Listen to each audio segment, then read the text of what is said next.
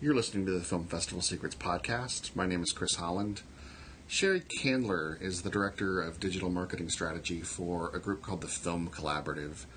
And the Film Collaborative started in about 2010, and they're a nonprofit organization that offers a bunch of resources for independent filmmakers. They do education, they have services, they can act as your distribution agent in some cases, or what's commonly called a sales rep. They help with theatrical releases, they help with hybrid distribution, they'll even help you negotiate or at least analyze contracts that are before you, and if you happen to get some offers from a distributor, which is all really interesting stuff. And Sheri came to the Atlanta Film Festival and said, I'd love to do some classes for your filmmakers. So she's going to be holding a webinar on October 20th that goes in depth about distribution, including what's selling and what isn't, the various platforms that are out there, both digital and sort of traditional DVD, since some of that still exists, and the tools you need to create a significant launch for your film. And she's also going to talk about other revenue options that there might be for your movie based on its subject matter or other interesting things and what your special interest group is likely to buy. So the webinar is for filmmakers at every stage of production, since ideally you should be thinking about your film and its marketability even as you start pre-production. You can jump in no matter where you are in your production, and anywhere on the internet that you can get a decent web browsing experience, you can join us. Please go to atlantafilmfestival.com/classes, where you will find all of our classes that are on offer, and specifically this one, which is called Distribution is 100% Achievable, Just Not in the Way You Think. Today, I'm going to be talking to Sheri about the 3 questions you need to answer about your film to prepare it for whatever distribution lies ahead of it. So, Sheri, what's the first question filmmakers need to ask themselves about their film? One of the first questions you need to ask yourself really starts well before you get to the distribution phase. It's whether there's a market for the film that you're making. There's so much information out on the internet today, so many people doing interviews in video, writing up text, seminars that they've given at film festivals, talking about what kind of titles are hot, what elements need to be in a film in order to get a meaningful release, either from a distributor or from an aggregator or digital distributor. There's really no excuse now to head into production without a clear idea of who's going to watch the film and how the film's going to be distributed. Got it. Yeah, I've definitely seen a few films from, I want to say South by Southwest 2008, 2009 that are just now hitting DVD. And I think a lot of that has to do with the fact that distributors just didn't know how to market those movies. Right. I mean, 2008, 2009 was really a tough year for independent film distribution. A lot of companies went out of business. A lot of money started going out of that business. So people became afraid for what they should pick titles up for. They weren't sure if they were going to be able to recoup their money. And it really hasn't gotten too much better since then. The availability of titles, just the deluge now of so many films being made, so much competition out there that even sales agents are having a tough time doing comparables and estimating what they think the income levels are going to be on films. So it's very important to evaluate the story that you're going to tell and see if you can take figures from at least 2 years. Don't go back more than 3 because it really won't indicate, going forward, what were the income levels from those kind of titles, and is it reasonable to think that the film you're making is going to be able to recoup? So what I'm hearing from you is that even if you get into festivals and play quite a few of them, that might not be as much of a bearing on your film's prospects for distribution as you might think or hope. Yes, there are very few film festivals in the United States where pickups from distributors are going to be a reality. And those are the major ones that you can, think of. Everybody knows Sundance being by far number one. South by Southwest is another. Tribeca is another. In some ways, LA Film Festival is another.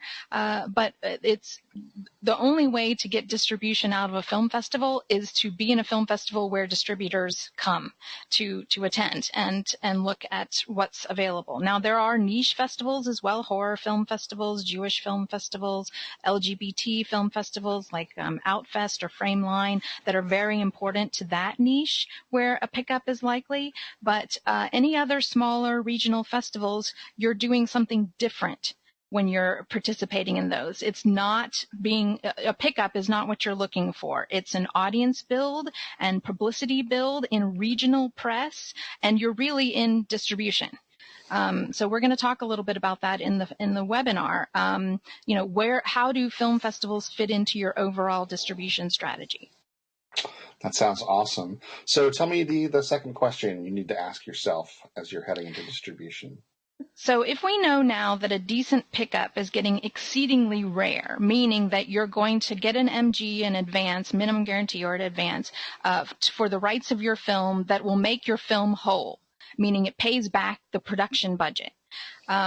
Those are getting fewer and farther between. So you have to decide, if I turn down a no advance or a minimum guarantee of $10,000 when I made my film for $250 or $1 million. If I'm going to self-release, what does that take? And do I have the resources to do that? If I want my film to have a meaningful release and I'm going to have to be the one to do it, what do I need to have in place? What kind of team do I need to have in place? And how much is that going to cost me? And will that recoup? And we're going to talk about that as well in the webinar of what elements you need to have in place, what team members you need to have, how you need to structure that release. Always have it as a backup plan, because you may hope to get into one of these major festivals and get a big pickup, or you may hope to get into a niche festival and get a pickup that will make you whole. But if you don't, and you haven't put anything aside, you're kind of dead. You have to take one of those bad deals because you have no other choice. You don't want to be in that position. If you're a smart producer, you want to have options open, and you want to build as much leverage in so that when you do get some offers, you have some ways to push back. You don't have to take the paper being slid across the table at you. You can be able to negotiate because you know what you have and you know that it has value. But if you can't get them to budge, you can't walk if you don't have any other option. Gotcha. How high would you say the clued in level is among filmmakers in any particular year? Are the majority of them out there really not all that tuned into what distribution really means, or are people pretty savvy as far as that goes? Unfortunately, I'm finding that they are still not very savvy. I think that it really starts at the film school level, that a lot of faculty teaching and things like that are from people who have been out of the business for a while or remember it a bit differently, 5 years ago than it is now. You really have to be keeping up with the trends. You really have to be studying what's happening in the market. And a lot of producers are very focused on making work, but they're not very focused on distributing work or releasing work, and they don't understand all the ins and outs. And you know what? It's not really their fault, because the distribution is kind of obscured. I don't think that many people want creators to know what happens with their films, how their rights are distributed, how the money flows, how many different companies are involved in distributing a film, and all of them take cuts and all of them have to be paid, and how much money is really flowing back to the people who are creating it and the investors who put money into it.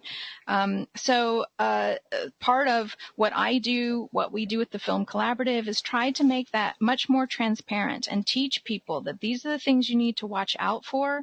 These these are the deals that you need to really closely examine. What does it mean when somebody says their film was acquired? A lot of times that term is used even for service deals. A service deal is when you pay a distributor to distribute your film. So that money is coming out of your pocket wholly. They aren't acquiring your film. They're not taking rights and paying you. You're paying them. So that's necessary to know. And I think that there's a lot of confusion in the market still, and people are not as educated as they need to be. So how did you get educated? What led you to sort of get in the know about this business? One is reading everything I can get my hands on, because when I started paying attention to this business, I didn't come from the film industry at all. I didn't come from a studio. I didn't come from a big distributor. Really, I came from the marketing side of it. Around 2008, 2009, I always had an interest in film. But I started to see how the internet could benefit filmmakers in working with a small local film festival and meeting them and saying, well, what are you going to do with this work? Now that there are a lot of companies going out of business and these films are made really low cost and lots of them are being made, there's this thing called the internet and this thing called social media, and you can find audiences that way, and you can distribute films via YouTube now and other platforms that were coming up that were starting to distribute video online. How can you take advantage of that? And hardly anyone was looking at it at the time. So I really devoted a lot of my time to talking with people who were knowledgeable and finding out myself, how would I use this? And everything that I do is still an experiment. I put something up and go, well, I think this is going to work based on this, but we won't know until we try it. And some things turn out well, and some things we're like, next time we won't do that. But it's a constantly evolving industry, and nobody really knows exactly what's going to happen, and what works for one film isn't going to work for another film. And so it's just devoting a lot of my time to researching, talking to different people, talking to people who are in the know, talking to people who are in other industries, music, book publishing, art in general, that kind of thing, nonprofit companies. What are they doing to draw an audience to them, to their work, so that they can be more profitable themselves? Got it. So let's get to that third question. What's the third thing a filmmaker needs to ask him or herself? So if you go into thinking, okay, I do need to figure out my own distribution plan if that great deal doesn't come my way, how should I structure my release? Do I need to have a theatrical? Maybe contractually you have to have a theatrical because your star in your film says it in their contract. Do I want a theatrical because of my ego, that it's only a real movie if it plays in a theater? Do I want it because I want industry attention and they will pay more attention to a film that gets a theatrical release than a film that doesn't? But should maybe I do a day and date? Should you release in a theater and online?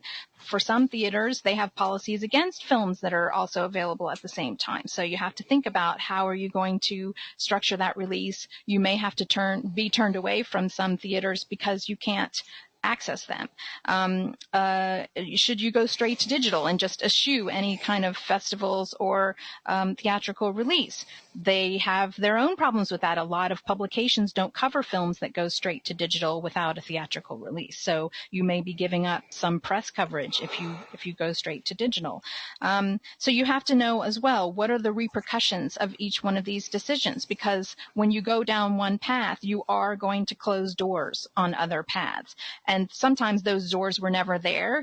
Holding out for a broadcast deal for a film that really isn't attractive to a broadcaster is not a good idea. You can sort of know from the start, this is not going to be broadcast material. We don't need to hold a window open for broadcast. But maybe your film is, so you kind of have to know what you have and the best ways to release it. And there is no one path to doing that. So let's talk a little bit about broadcast. What are some red flags you would say that sort of indicate to a filmmaker that his film is probably not for broadcast? Broadcasters like to have timely material, but also, and this is particularly true for documentaries, they want to have a documentary that covers some issue that's timely but hasn't been done to death. So, I was thinking of the other day an example of Detropia that came out, last year, talking about the Detroit economics and things like that. It was pretty well covered film, and it did get picked up for broadcast. But since then, I've heard of 2 or 3 other documentaries that want to cover that same topic. The chances of them picking up a broadcast deal is very small to almost nothing, because that film covered it, so they're hitting at the wrong time to get a broadcast deal. Another one is that you need to have some kind of mainstream appeal. A broadcaster wants to hit the broad spectrum of people. And if you have a very niche topic, a very small topic that not too many people are interested in, the chances of your being picked up for broadcast are limited. Also, broadcast calendars are usually locked about a year in advance. So if you hit at the wrong time with your film coming out as a release, they may have already filled up all their slots. This happened with the documentary that I worked with last year, the Joffrey film about ballet. I want to stop here for a second and apologize for the audio quality in this episode. It was right about here that Sheri's web connection dropped out, and we had to reconnect by telephone. So you're going to notice the change in the audio quality of her voice. But I also didn't realize until after the recording that the mic I was using was being way too sensitive and was picking up every tiny sound in the room, including the sound of me breathing. So it's been a while since I've done this podcasting thing. I want to thank you for sticking it out with me while I relearn how to do it. Let's jump back into our conversation with Sheri. Often with broadcast deals, it depends on where you are in their programming calendar. Sometimes they fill up their slots for the next year's programming a year in advance. So the time when your film is starting to come out and be premiered and get some buzz may be the wrong time for a broadcaster to pick up a title and slot it in for next year. So you may be passed over at that time. We had this situation where our Joffrey film came out in January, and we were told that they had already put in all of their slots for the American Masters series, which is where we thought we would fit in the best with that film. However, we found out as it moved into summertime, American Masters starts around November and runs through into the next year. They must have had a film drop out, or they opened up a new slot, but somehow they found space for the film to be picked up and put into that slot. But previous to that, we had assumed that the broadcast where we thought that film would fit in best was not going to be a possibility for us. But also there are situations where very niche films that don't have mainstream appeal are not appealing to broadcasters because they're trying to hit that wide spectrum of people. So if your film does not have names in it, it does not have big accolades, it does not have critical buzz going on around it, it's not attractive to a broadcaster that needs to have that kind of accolade in order to attract an audience for it on television. So not all films, not all independent films are going to be candidates for broadcast. Yeah, I think it's an interesting distinction to make between the artistic viability of a film and the festival viability and distribution viability. Right in the wake of Katrina, especially like 2 or 3 years after, there were tons and tons of films about the various after effects of Hurricane Katrina. And I was working at the Austin Film Festival at the time, and we'd get all kinds of complaints that, why didn't you accept my film about stranded animals or deserted houses or whatever after Katrina? Don't you know how important this cause is? Don't you know how great this film is? And well, yeah, but we saw that already. Like, we had that film, and our audience doesn't particularly want to see a string of, films about a disaster. So you got to keep that in mind.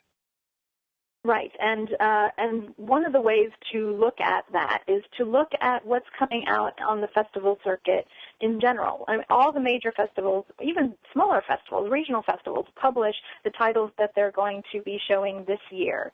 if they have some pretty big films that are about the topic that your film is, you might want to rethink that topic, because by the time your film comes out, that topic will be done. You know, people will be moving on to something else. So if you're making something that's extremely timely, you have to be super quick. I mean, you can see that there are several films that have been made about the Occupy movement.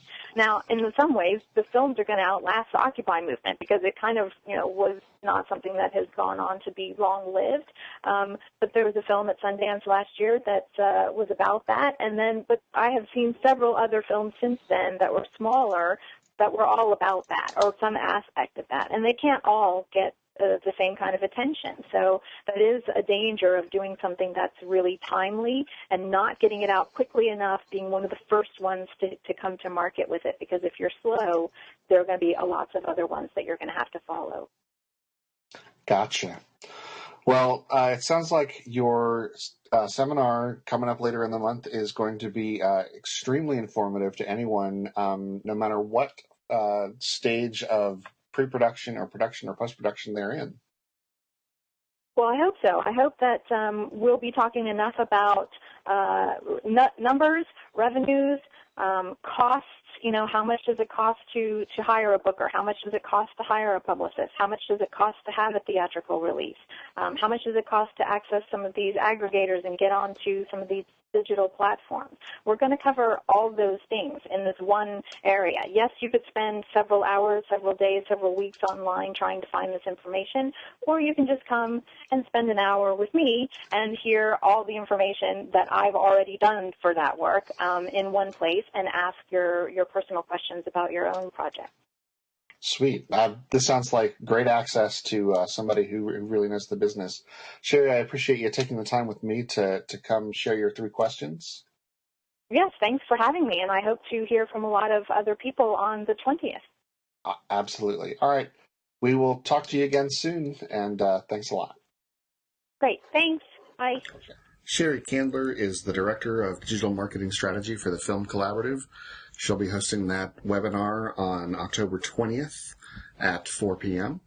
And you can sign up for that at atlantafilmfestival.com/classes. My name is Chris Holland. This has been the Film Festival Secrets podcast. You can find me at filmfestivalsecrets.com. And you can find me on Twitter at FFSecrets. See you next time.